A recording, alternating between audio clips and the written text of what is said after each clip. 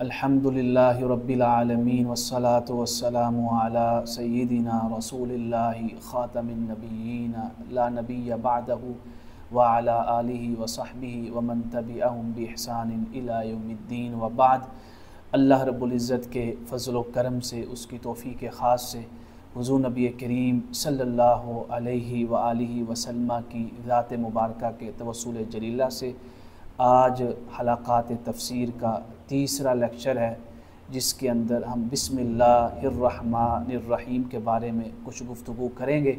अल्लाह रब्बुल इज़्ज़त के हुज़ूर दुआ है रब्बे कायनात हमारे इन हलाक़ात तफ़सीर को हम सब के लिए, उम्मत मुहम्मदिया के लिए नफ़ा बख्श बनाए, हिदायत का सबब बनाए और इसको समझने समझाने और इसके पैगाम को आम करने की तौफ़ीक़ व सआदत अता फ़रमाए। जितने भी अहबाब इन प्रोग्राम्स के लिए तामुन करते हैं किसी भी हवाले से, अल्लाह रब्बुल इज़्ज़त उन सब को जज़ाए खैर अता फ़रमाए, उनके मामलात में आसानियाँ अता फ़रमाए। बिस्मिल्लाहिर्रहमानिर्रहीम ये वो कलिमात हैं जो हर सूरत के शुरू में पढ़े जाते हैं। इसका सादा सा तर्जमा जो किया जाता है कि अल्लाह के नाम से शुरू जो निहायत मेहरबान और ख़ास रहम फरमाने वाला है। बिस्मिल्लाहिर्रहमानिर्रहीम में आप अल्फाज पे गौर करें।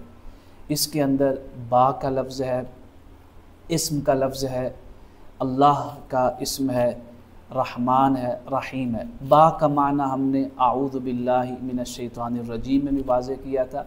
इसका माना होता है साथ, या किसी शय से जब मदद तलब की जाती है उसके ऊपर बा को दाखिल कर देते हैं।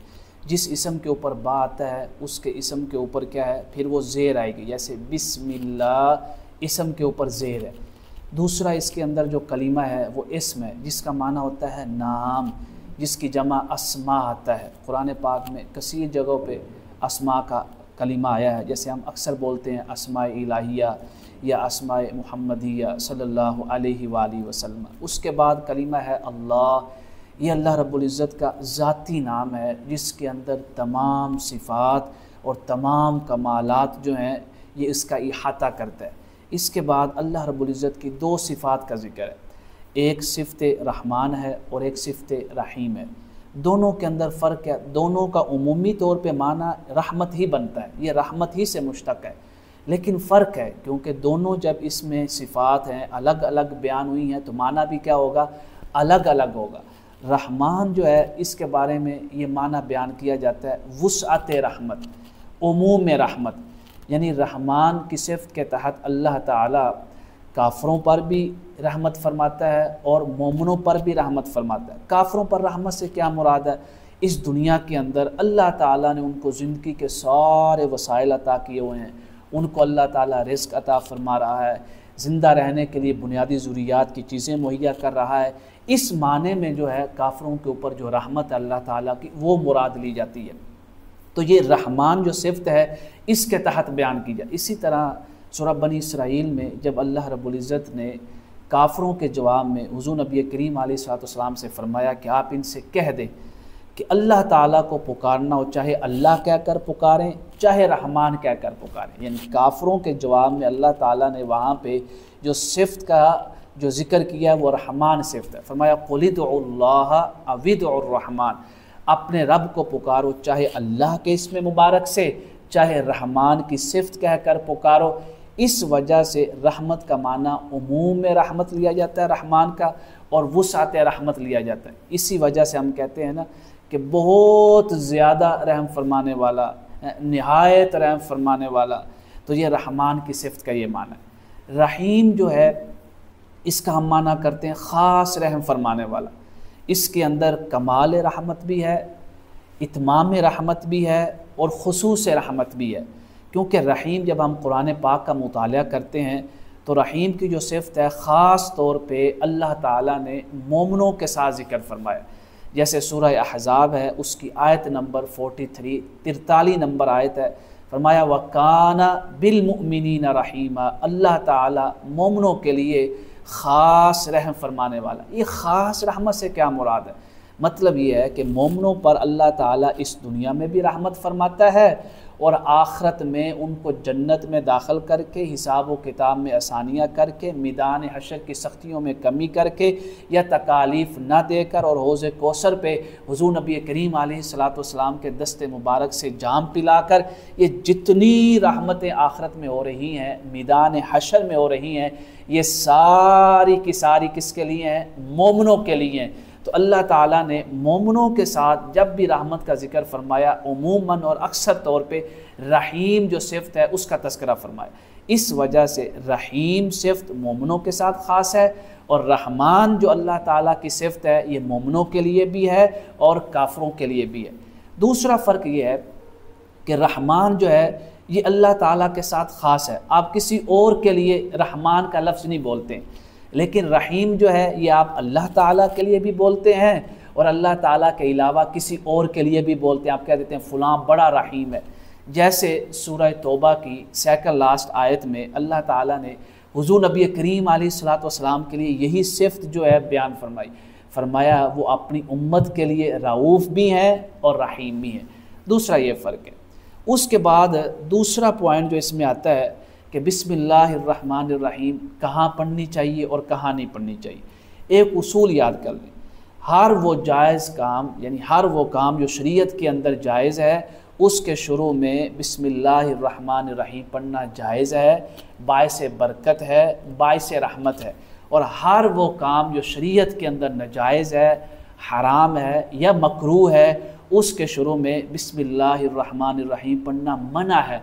हत्ता कि अगर कोई शख्स हराम काम करने से पहले बिस्मिल्लाहिर्रहमानिर्रहीम पढ़ता है तो उसके ऊपर कुफ़र का ख़तरा है। बाज़ उलमा ने उसके ऊपर कुफ़र का फ़तवा लगाया।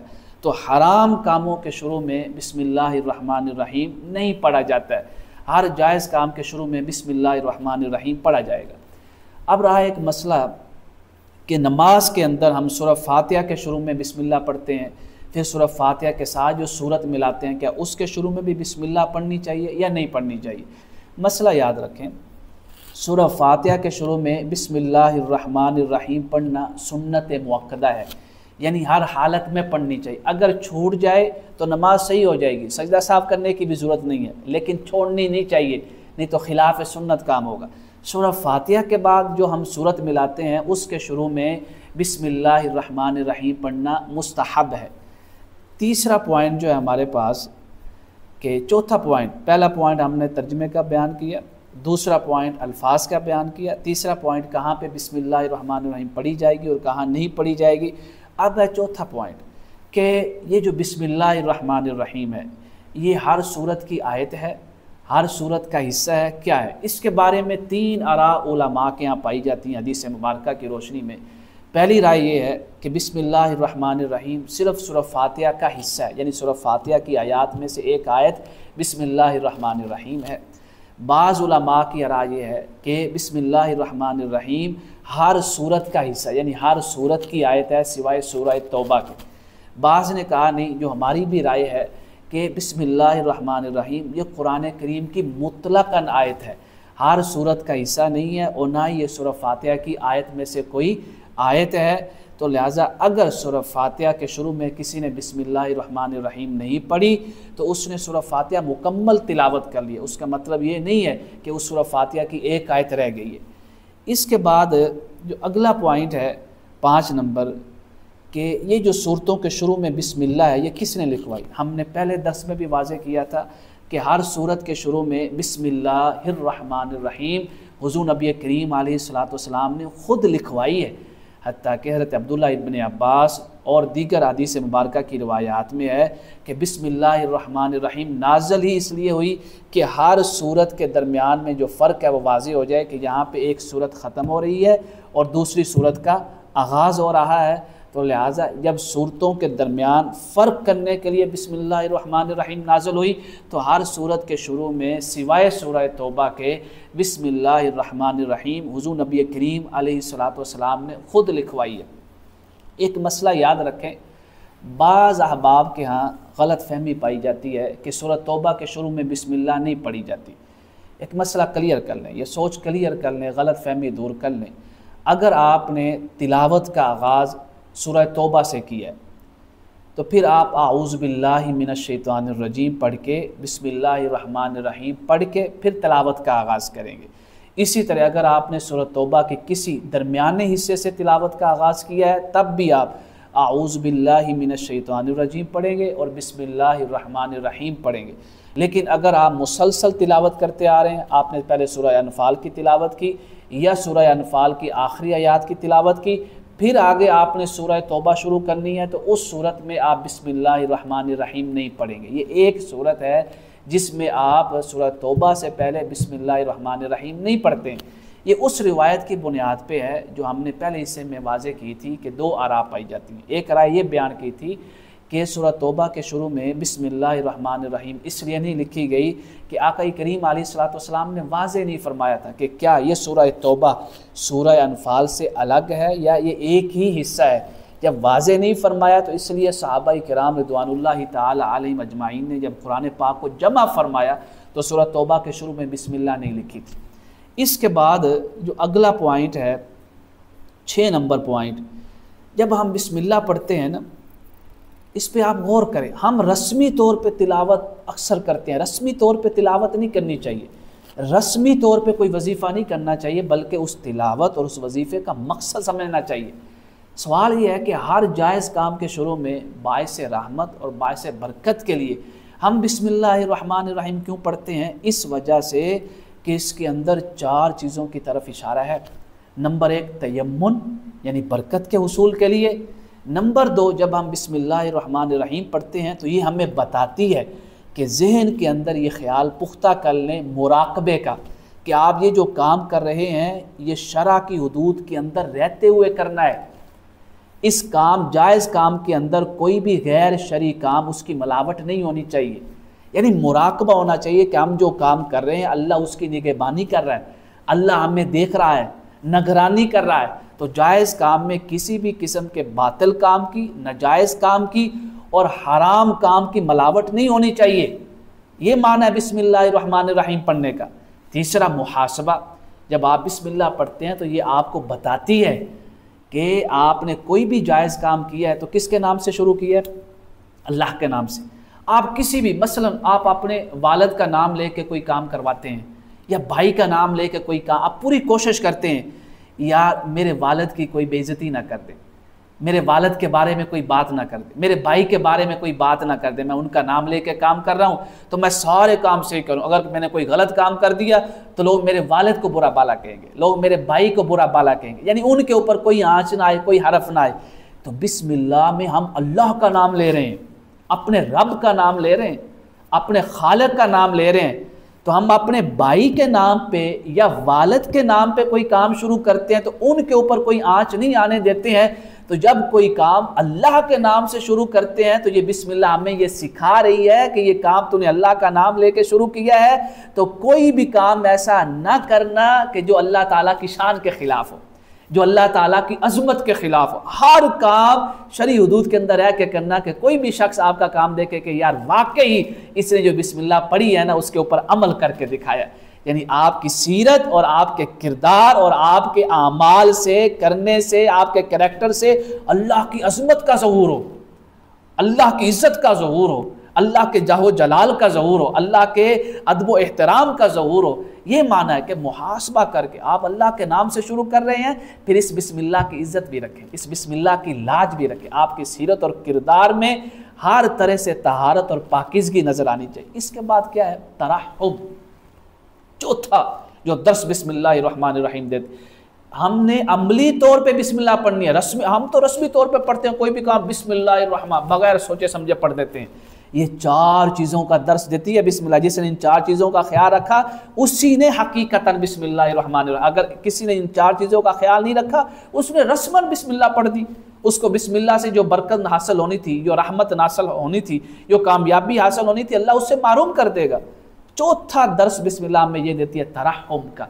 जब आपने पढ़ा बिस्मिल्लाहिर्रहमानिर्रहीम तो आपको दर्स ये मिला कि जब अल्लाह तेरे लिए रहमत फरमाता है, तेरे लिए नरमी फरमाता है, तेरे लिए वो रहीम और करीम है, तो तू अल्लाह की मखलूक के साथ भी नरमी फरमा। अल्लाह की मखलूक के लिए भी तो भी करीम और रहीम बन जा। अल्लाह की मखलूक के साथ नरमी वाला मामला करना, अल्लाह की मखलूक के साथ किसी भी तरह की ज़्यादती ना करना, अल्लाह की मखलूक का दिल ना दुखाना। ये बिस्मिल्लाहिर्रहमानिर्रहीम हमें तरहब का दर्स देती है कि अपनी पूरी सीरत, अपने पूरे किरदार को ऐसा बनाएं कि आपकी सीरत, किरदार, आपके गुफ्तगू, आपके मामलात में करम की झलक नज़र आए, नरमी की झलक नज़र आए, हुस्न मामला की झलक नज़र आए। इसके बाद 7 नंबर पॉइंट, बिस्मिल्लाहिर्रहमानिर्रहीम आपको एक कुव्वत देती है। कुव्वत आप ज़रा ख्याल से, पूरी तवज्जो से पढ़ा करें इन अल्फाज को। आपको कौन सी कुव्वत देती है? एक रूहानी कुव्वत देती है। आप कोई भी काम शुरू करते हैं, फिर आपको बिस्मिल्लाहिर्रहमानिर्रहीम ये बताती है कि अल्लाह ने तुझे रूहानी कुव्वत से माला माल किया है। वो काम करते हुए फिर इंसान को नफ्सियाती वसवसों के, दीगर वसवसों से अपने आप को दूर रखना चाहिए।